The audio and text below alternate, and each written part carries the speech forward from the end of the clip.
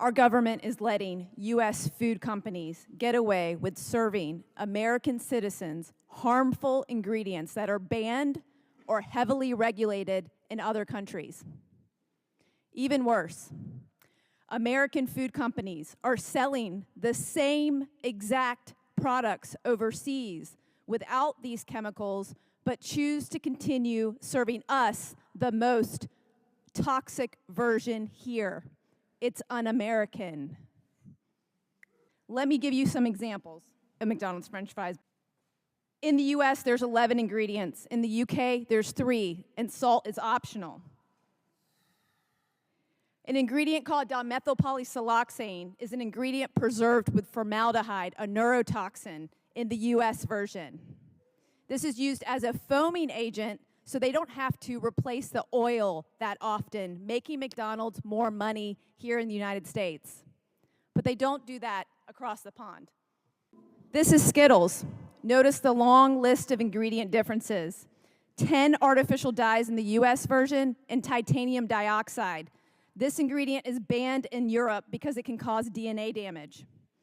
Artificial dyes are made from petroleum, and products containing these dyes require a warning label in Europe that states it may cause adverse effects on activity and attention in children.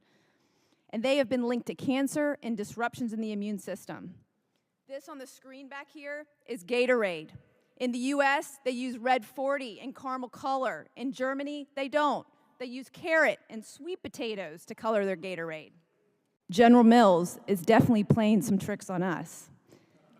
They launched a new version of Trix just recently in Australia. It has no dyes.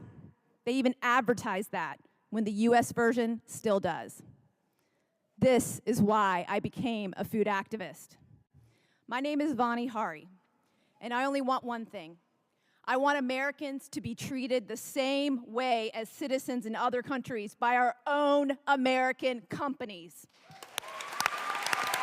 60 years, almost all food additives were being created for one sole purpose: to improve the bottom line of the food industry and not improve our health.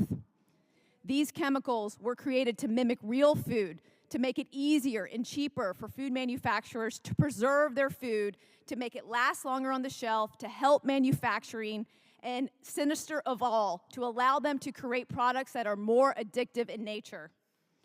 I ended up quitting my lifelong career as a corporate management consultant to investigate and write about food full-time.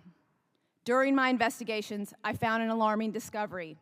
We use over 10,000 food additives here in the United States, and in Europe, there's only 400 approved.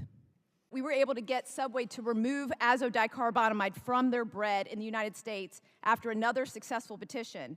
And as a bonus, there was a ripple effect, and almost every bread manufacturer in America followed suit.